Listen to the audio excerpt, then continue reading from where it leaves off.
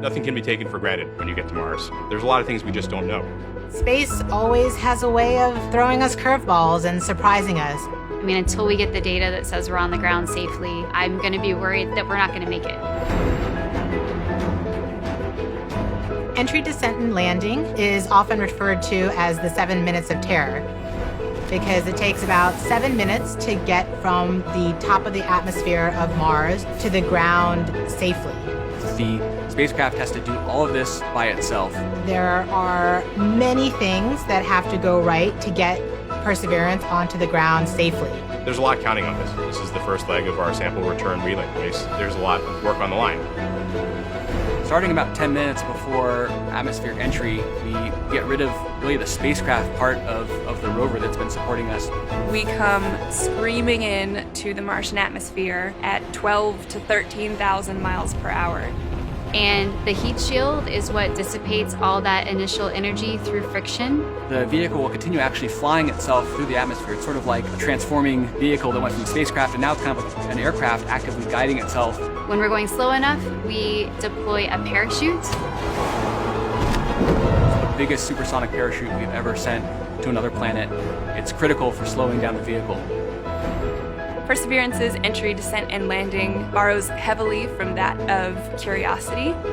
But fundamentally, Perseverance is a different rover. She's bigger, she has different instruments. We've added a lot of smarts on the inside to make it more capable so that it can deal with the landing site that we've given.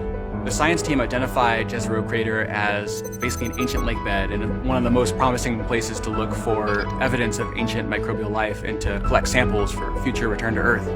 The problem is it's a much more hazardous place to land. You look at Jezero, all you see is danger. How do we go to a site that we never thought was safe enough to go to before?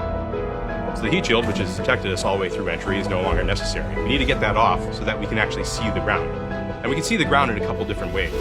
Perseverance will be the first mission to use terrain relative navigation. So while it's descending on the parachute, it will actually be taking images of the surface of Mars and determining where to go based on what it sees. This is finally like landing with your eyes open.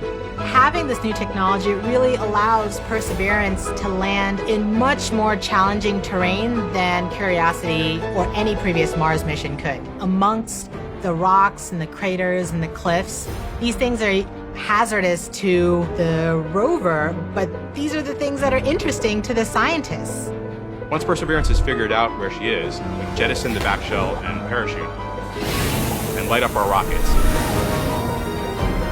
Those rockets help us steer to a safe landing spot that's nearby. That descent stage takes us all the way down to about 20 meters off the ground. That's when we start the skycrane maneuver. Once the rover has hit the ground, the descent stage will cut loose from the rover and fly away to a safe distance. Surviving that 7 minutes is really just the beginning for Perseverance. Its job, right, being the first leg of sample return, to go look for those signs of past life on Mars. All that can't start until we get Perseverance safely to the ground. And then that's when the real mission begins.